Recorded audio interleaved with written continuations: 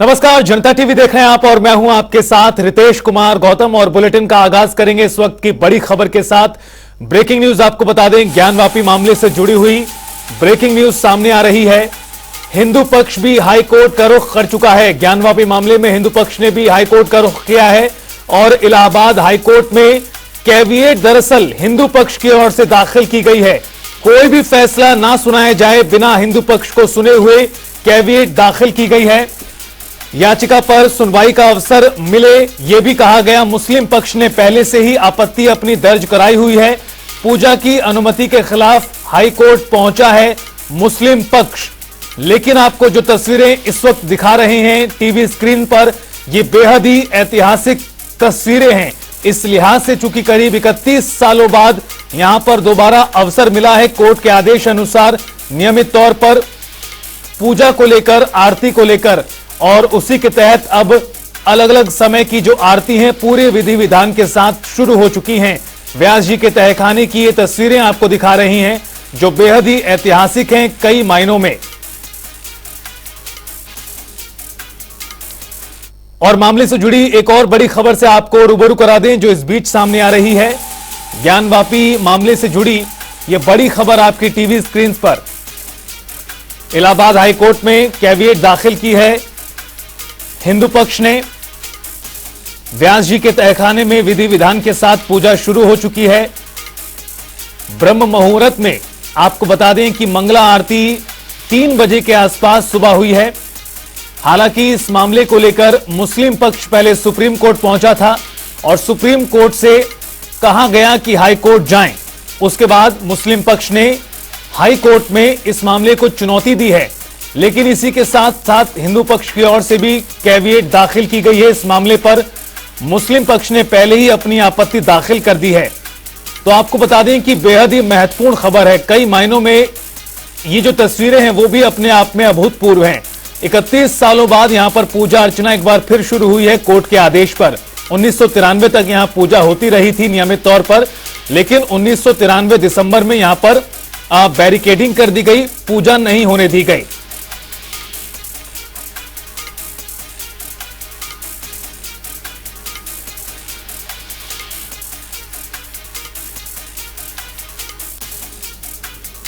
और इस खबर पर ज्यादा जानकारी और ग्राउंड जीरो से अपडेट देने के लिए हमारे साथ हमारे 2 सहयोगी जुड़ चुके हैं।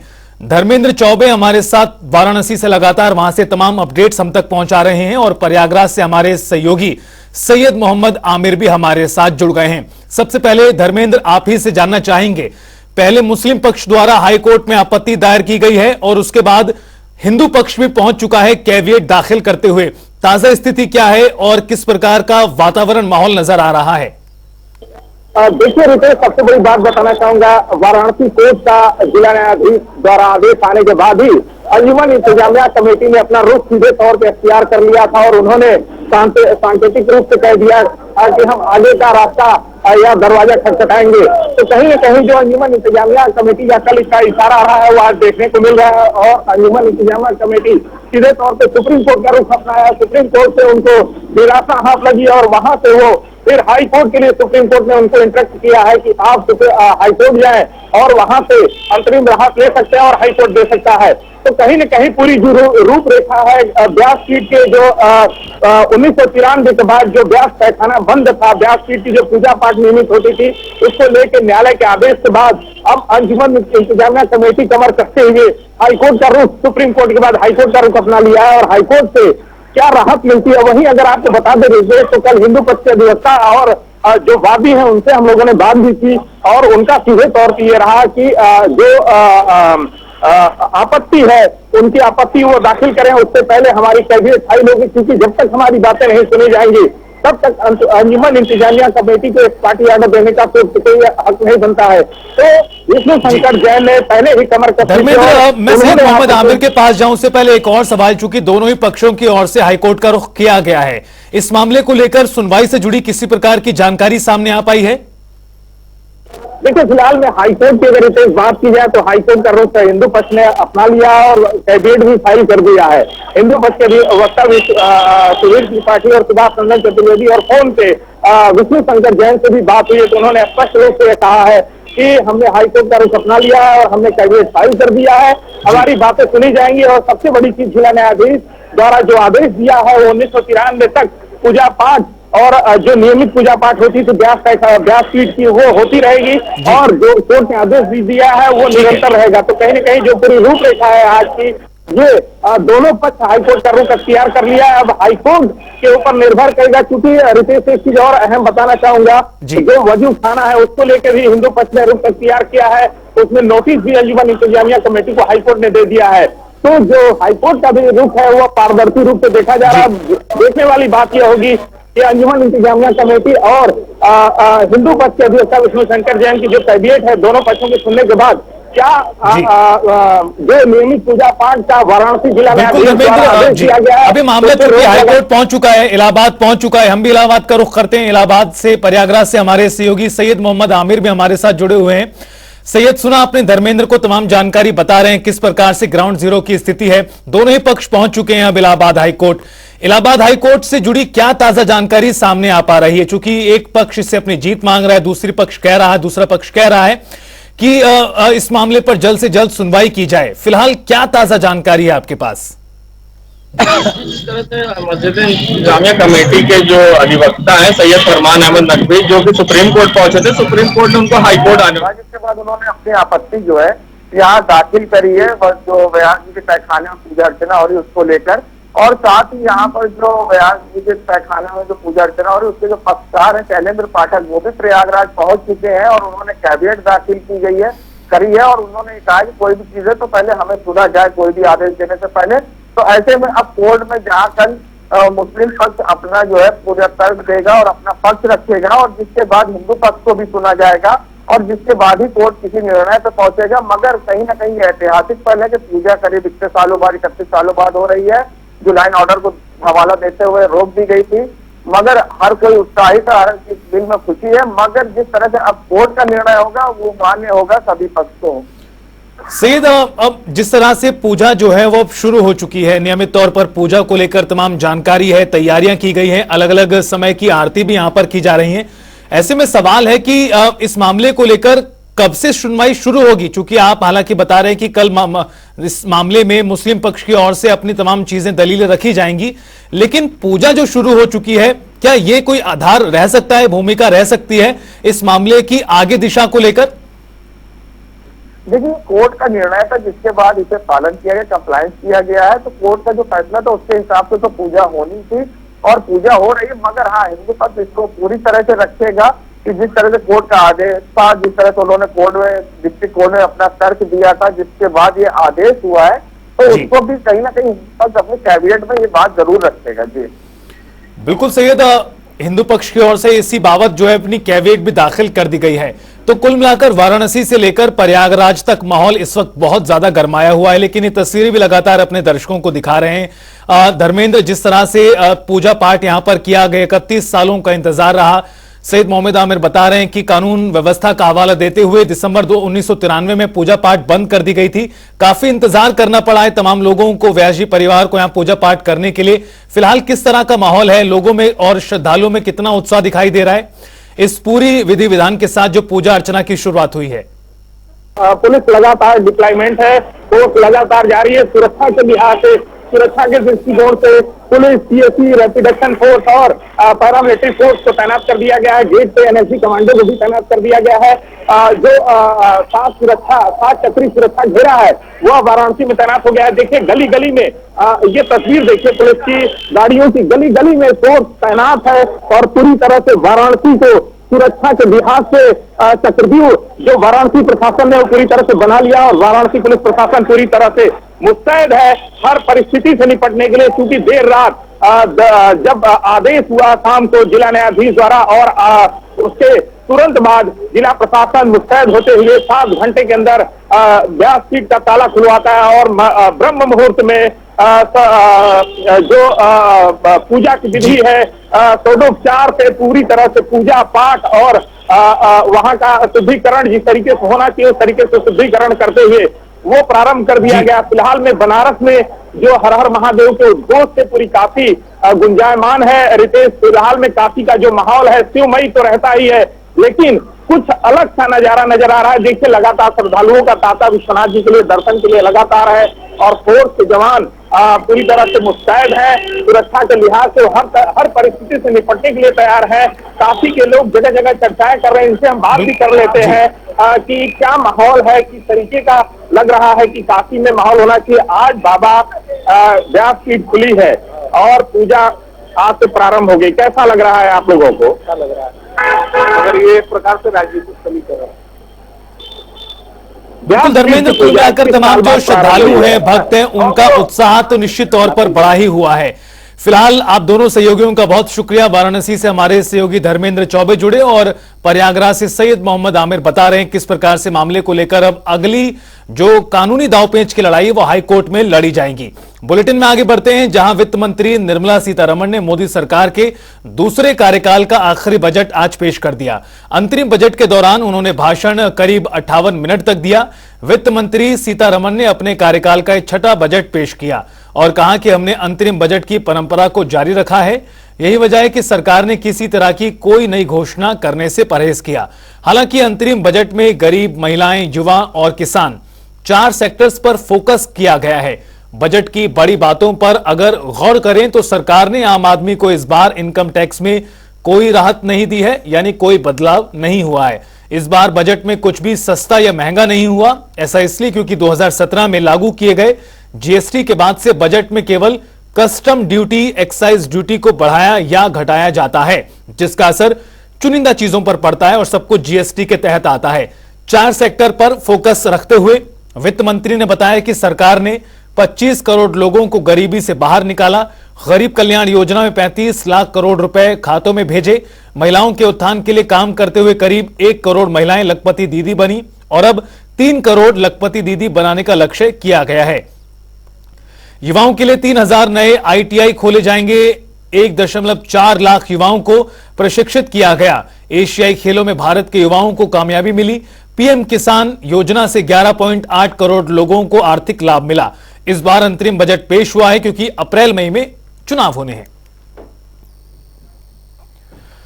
तो वहीं इस पर मिलीजुली प्रतिक्रियाएं सामने आ रही हैं। व्यापारी वर्ग का क्या कुछ कहना है, लखनऊ से हमारे संवाददाता तौकीर किदवई की रिपोर्ट आपको दिखाते हैं। केंद्र सरकार ने आज अपना इंटरिम बजट पेश किया है। हमारे साथ व्यापार वर्ग के लोग हैं, क्या इनके मन में है और क्या उम्मीदें थी, इन्हीं से बात करते हैं। संजय जी, क्या उम्मीदें थी बजट से और क्या खरा उतरा आपकी उम्मीदों पर? देखिए, आज के बजट में हम लोग को तमाम उम्मीदें थी। हमको लगता था कि चुनाव का समय नजदीक है तो व्यापारियों के लिए, आम जनता के लिए कुछ विशेष पैकेज आएंगे, लेकिन सरकार ने ना ही टैक्स के स्लैब में कोई परिवर्तन किया, ना ही कोई विशेष आंकड़ों के साथ कोई बातचीत की है। मुझे लगता है सरकार पूरे आत्मविश्वास में है, उसको ये लग रहा है कि हम रिपीट करेंगे और मुझे लगता है कि दीर्घकालिक बजट के लिए उन्होंने तमाम चीजें छोड़ी हुई हैं। आज मोटी मोटी कुछ उन्होंने बातें कही कि 41,000 नए बोगियों को जोड़ा जाएगा, कुछ बंदरगाहों को घरेलू उससे जोड़ा जाएगा, एयरपोर्ट्स की बात उन्होंने कही है, लेकिन आंकड़ों के साथ कोई बात नहीं कही, ना ही टैक्स स्लैब में कोई चेंज हुआ है। तो हम लोगों को लगता है कि पूर्णकालिक बजट का इंतजार करना होगा, उसमें ही कुछ नई चीजें आएंगी। केंद्रीय मंत्री सीतारमण ने आज जो दावे किए हैं उसमें सबसे ज्यादा उन्होंने एयरपोर्ट पे फोकस किया, बंदरगाहों पे फोकस किया। एयरपोर्ट से क्या बिजनेस पे भी कोई असर आएगा आपके? नहीं, अगर जो विदेशों से चीजें आती हैं उसका फर्क पड़ेगा। एयरपोर्ट की कनेक्टिविटी से पर्यटन पे और जो घरेलू ट्रांसपोर्ट है उस पर निश्चित रूप से अंतर पड़ेगा, क्योंकि इस समय तमाम लोग शिफ्ट हो रहे हैं। जो ट्रेन के यात्री हैं वो एयरपोर्ट पे भी शिफ्ट हो रहे हैं, तो देश आगे तो बढ़ रहा है, तो एयरपोर्ट की भी कनेक्टिविटी बढ़ाई जा रही है, तो उसका कहीं ना कहीं फर्क पड़ेगा। बहुत शुक्रिया। देखिए, महिलाओं को सबसे ज्यादा इंतजार रहता है बजट का। किचन पे फिलहाल आपको क्या इस बजट का असर दिखता है? उस किचन में मिला जुला असर ही है, क्योंकि कुछ इन्होंने दुग्ध डेयरी चीज़ों के ऊपर भी कार्य किया है, तो वहाँ से राहत है। लेकिन जो व्यवसाय है उसके ऊपर जरूर करना चाहिए था, जो निराशाजनक रहा है, क्योंकि जब वहाँ से हम कमाई में प्रॉब्लम होगी तो रसोई पे भी जरूर असर पड़ेगा। देखिए, किचन के लिए बहुत ज्यादा कुछ इस बजट में नहीं है और ये उन महिलाओं का कहना है। कुछ और भी महिलाएं यहाँ खड़ी, इनसे ही बात कर लेते हैं। क्या लगा, किचन पे कोई असर आया इस बजट से? कुछ भी नहीं। हम लोग तो सोच रहे थे कि शायद गैस पे और दवाइयों पे, क्योंकि हम लोगों को व्यापार भी देखना है और घर भी देखना है, तो किसी चीज में हमें राहत नहीं मिली है। आप बिजनेस जी, आप दोनों हिस्सों में देखते हैं, कहीं से बजट का कोई असर है? कुछ नहीं, कुछ असर नहीं है। बहुत ज्यादा उम्मीदें क्या थी? सर, उम्मीदें तो बहुत कुछ थी, लेकिन उम्मीद जो है हम लोग के पक्ष में बिल्कुल ना उम्मीद है। ये बजट से नाउम्मीदी है। लोकसभा चुनाव होने हैं 2024 के, उसके पहले ये आखिरी बजट सरकार ने पेश किया। व्यापारी वर्ग हो, महिला हो, सबको एक बड़ी उम्मीद थी कि इस बजट में कुछ लुभावना देखने को मिलेगा, लेकिन फिलहाल जो बातचीत की गई, चाहे व्यापारी हो चाहे वो महिलाएं हो घर की, सभी का कहना है कि बजट से जो उम्मीदें थी उस पर वो खरा नहीं उतरा। कैमरा पर्सन आशीष के साथ तौकीर किदवई, जनता टीवी, लखनऊ। तो उधर बीएसपी विधानमंडल के नेता उमा शंकर सिंह ने बजट सत्र को लेकर क्या कुछ कहा, हमारे संवाददाता अनूप कुमार सिंह की देखिए रिपोर्ट। नेता विधानमंडल बीएसपी उमा शंकर सिंह हैं जी हैं। आज कल से विधानसभा सत्र शुरू होने जा रहा है, क्या उम्मीदें सर इस सत्र से और किस तरीके से सत्र रहने वाला है? देखिए, हम सब लोग सभी दलीय नेताओं ने एक साथ सब लोगों ने इस सहमति बनाई कि सदन अधिक से अधिक समय तक चले, ऐसा सबका मत था। और क्योंकि अवधि तो अभी नहीं बढ़ाई जा रही है, जो कार्य मंत्रालय में तय हुआ अवधि वही रहेगी, लेकिन उसमें समय जो है ना, सदन चलने का समय कि देर रात तक चले, ऐसी सहमति बनी। कितनी सर समय के कितना रखा गया है? नहीं, सब जब तक अपने लोग हाउस में रहेंगे, बोलना चाहेंगे, देर रात 10 बजे, 11 बजे, 12 बजे, जब तक लोग रहेंगे तब तक हाउस चलाने की बात है। केंद्रीय बजट आया है, उसको लेकर आप किस तरीके से सोचते हैं? अभी चूंकि हम लोग यहाँ बैठे हुए थे लगातार 11 बजे से इसी बैठक में थे, अभी केंद्रीय बजट का हमने अध्ययन नहीं किया, अध्ययन करने के बाद ही कुछ कह पाएंगे। जानकारी मिली विधानसभा भी इस बार फिर बजट पेश किया जाएगा, क्या? हाँ बिल्कुल, 5 तारीख को बजट पेश हो रहा है उत्तर प्रदेश विधानसभा, उत्तर प्रदेश का। उसके बाद इसमें अपना कुछ कमेंट्स दे पाएंगे। उसमें सर क्या उम्मीद रखते हैं कि सरकार क्या कुछ इस बजट में खास करने वाली है? अब नहीं, सरकार तो अब लेके आएगी तभी तुम बता पाएंगे, बिना देखे कैसे बता पाएंगे, पहले बजट तो आ जाए। तो ये उमा शंकर सिंह बीएसपी विधानमंडल दल के नेता हैं, जिनका साफ तौर से कहना है कि सरकार से मांग की गई थी कि विधानसभा सत्र को बढ़ाया जाए ताकि जनता की जो समस्याएं हैं या उम्मीदें हैं उनको विधानसभा में रखकर उस पर बहस की जा सके। रियाज के साथ जनता टीवी, लखनऊ। तो विम मिशन 2024 को लेकर कांग्रेस लगातार अपनी तैयारियों को धार दे रही है। ऐसे में लोकसभा चुनाव को लेकर कांग्रेस में बैठकों का दौर जारी है। हमारे संवाददाता टीएन मिश्रा की रिपोर्ट आपको दिखाते हैं। यूपी प्रभारी अविनाश पांडे 2 दिनों से लखनऊ में हैं और लगातार कल उन्होंने गांधी की पुण्यतिथि पर जो है जहां जो माल्यार्पण करके बैठक की और गांधी के सिद्धांत में चलने की बात की, वहीं आज उन्होंने जो है विभिन्न जो फ्रंटल संगठन है उनके पदाधिकारियों के साथ बैठक की है और लगातार जो है इस पर लगे हुए हैं कैसे लोकसभा चुनाव में बेहतर से बेहतर प्रदर्शन कांग्रेस करे और जो है किस तरह जो है जैसे भारत जोड़ो यात्रा जो है भारत न्याय जो यात्रा आने वाली है 14 जनवरी को, उसका कैसे यूपी में स्वागत किया जाए कि 6200 किलोमीटर की यात्रा तय करके राहुल गांधी लखनऊ यूपी पहुंचेंगे, तो उसके हिसाब से जो है कांग्रेस कार्यकर्ता भी और कांग्रेस पदाधिकारी भी। तो मैं उन्हीं लोगों को जानना चाहूंगी कैसे कांग्रेस की रणनीति आगे क्या रहेगी।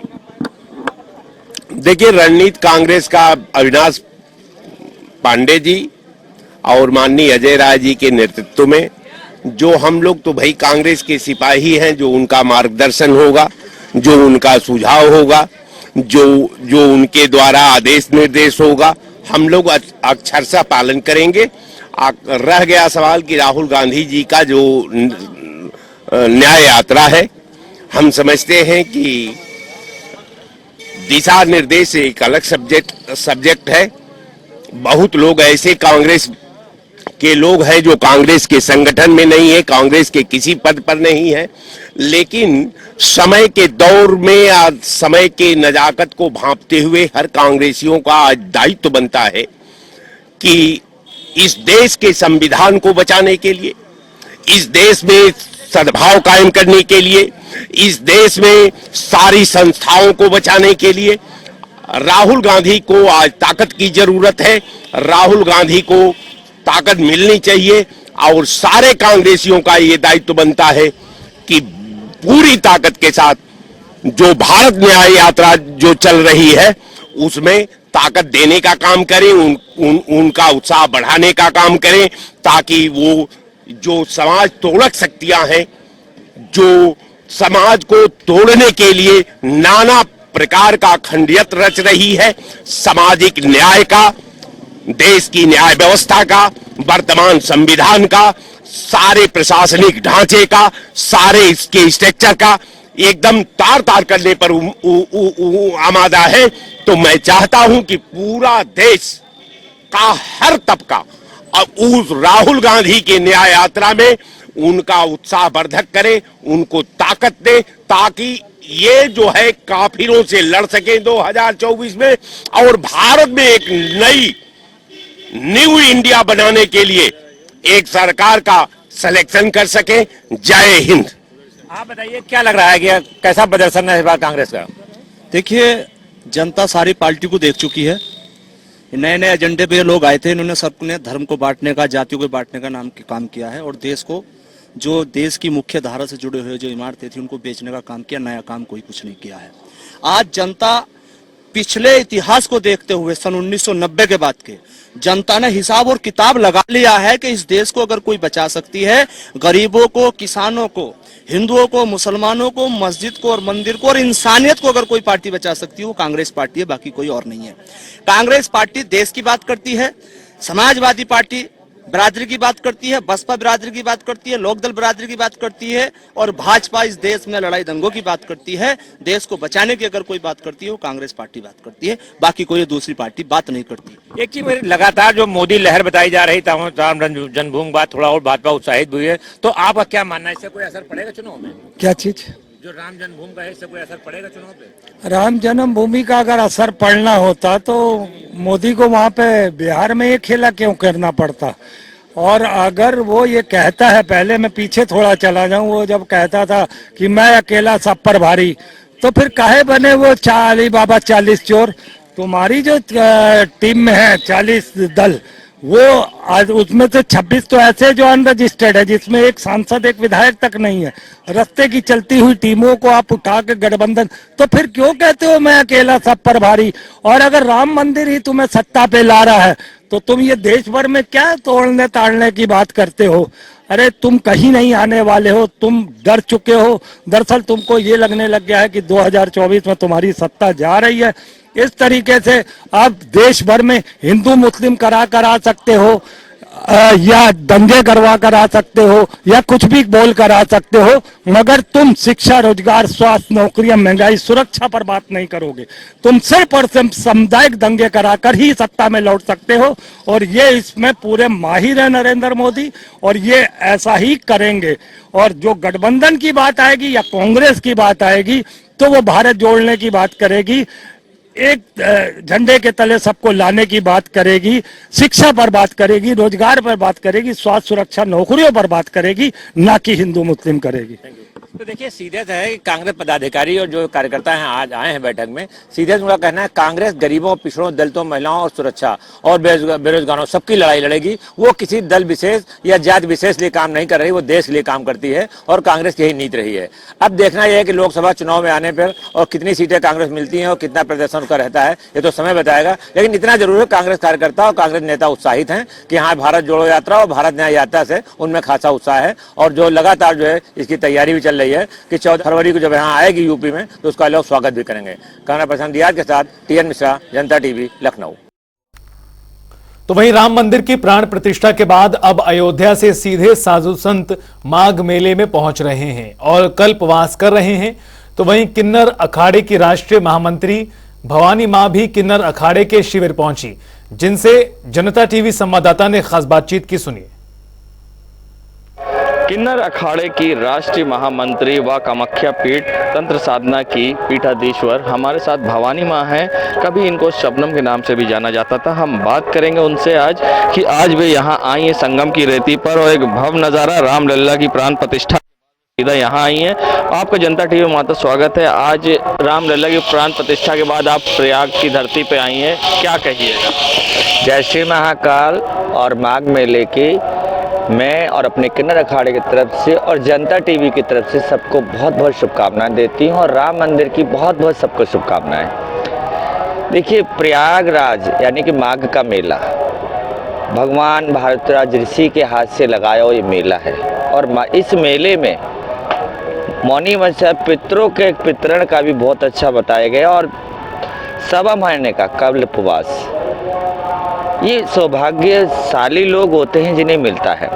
और हम शायद कहते ना काल था तो हम दूसरी सभ्यताओं में चले गए थे, तो हमारे समाज से सब कुछ छूट गया था। तो 2014 के बाद जब हमारे संविधान ने हमारे को अधिकार दिए तो 15 में हमने अखाड़े का गठन करा और 16 में प्रथम अखाड़ा हमने उज्जैन में लगाया। उज्जैन में लगाने के बाद फिर हम 19 में 17 से फिर यहाँ पे माघ मेले में आते रहे। तो वो हमारा माघ मेला 19 तक 17 से 19 तक हमारा वासुदेव महाराज जी हैं शंकराचार्य, उन्हों के आश्रम से होता था। और 19 के बाद हमको कंटिन्यू हमारे को ये जगह मिलने लगी। आपने आपके अखाड़े का बहुत विरोध भी किया जिस टाइम आ रहा था ये अखाड़ा, किन्नर अखाड़ा, उस दिन वासुदेवानंद जी आपके साथ थे और आपने चुनाव भी लड़ा, क्या कहिएगा? देखिए, वासुदेव महाराज जी हमारे थे, हमारे मुरारी बापू हमारे साथ थे और मेरे गुरुजी हरिगिरी महाराज जी जूना अखाड़े से, उन्हों का हमारे साथ रहा और हमें वो अधिकार, संन्यास लेने का अधिकार, स्नान लेने का अधिकार और समुदाय के साथ बिल्कुल जोड़ने का, वो श्रेय मैं अपने हरिगिरी महाराज जी को देती हूँ, वासुदेव महाराज जी को देती हूँ और मुरारी बापू को, जिन्होंने 2017 में थाने में मानस किन्नर करके लोगों को बताया कि रामायण में 26 से 27 जगह तक किन्नरों का उल्लेख है। और अब वे तंत्र साधना कर रही हैं और साथ ही पूजा पाठ कर रही हैं, संगम की रेती पर आई हैं आप परमात्मा से अपना मिलन करने के लिए। जनता टीवी के लिए सैयद मोहम्मद आमिर, प्रयागराज। और फिलहाल इस बुलेटिन में इतना ही। आप देखते रहिए जनता टीवी।